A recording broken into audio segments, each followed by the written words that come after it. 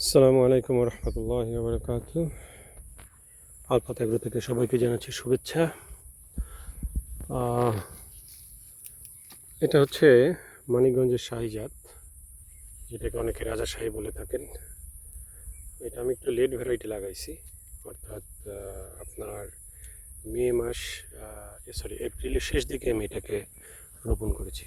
এখন হচ্ছে জুলাই, আলহামদুলিল্লাহ ফলন ধরা শুরু করছে।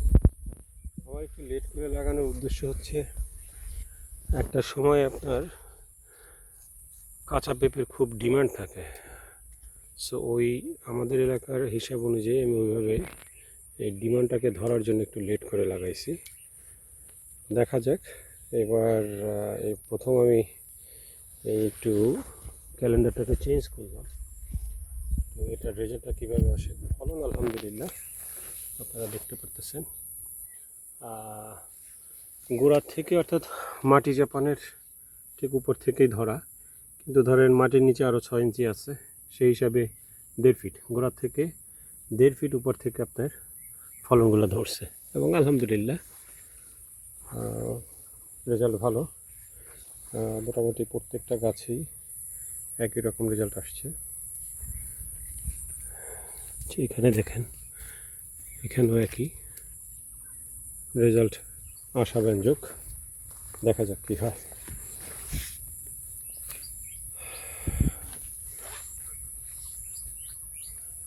এই বাগান আর একটা হচ্ছে, যেমন এই গাছটা পুরুষ গাছ হয়েছিল, এটাকে রিপ্লেস করে মহিলা একটা গাছ অন্য জায়গা থেকে এনে তারপর এখানে প্রতিস্থাপন করা হয়েছে।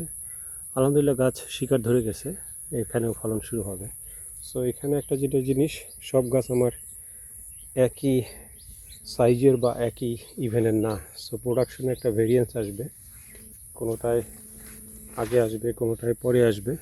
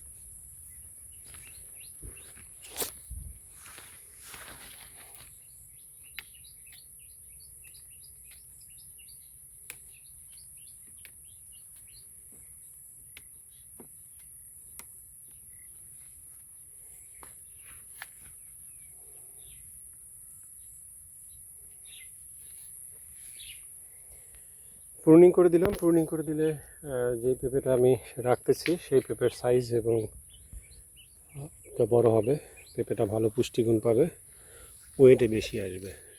প্রুনিং করে দিলে আপনার পেঁপেটা একটু পরিপক্ক হয়, আপনার ভালো সে খাবার সংগ্রহ করতে পারে। কম্পিটিশন কম থাকার কারণে পেঁপেটা বড় হয়ে যায়। তো ঠিক আছে, সবাই আমার জন্য দোয়া করবেন। আল্লাহ হাফেজ, সালামু আলাইকুম।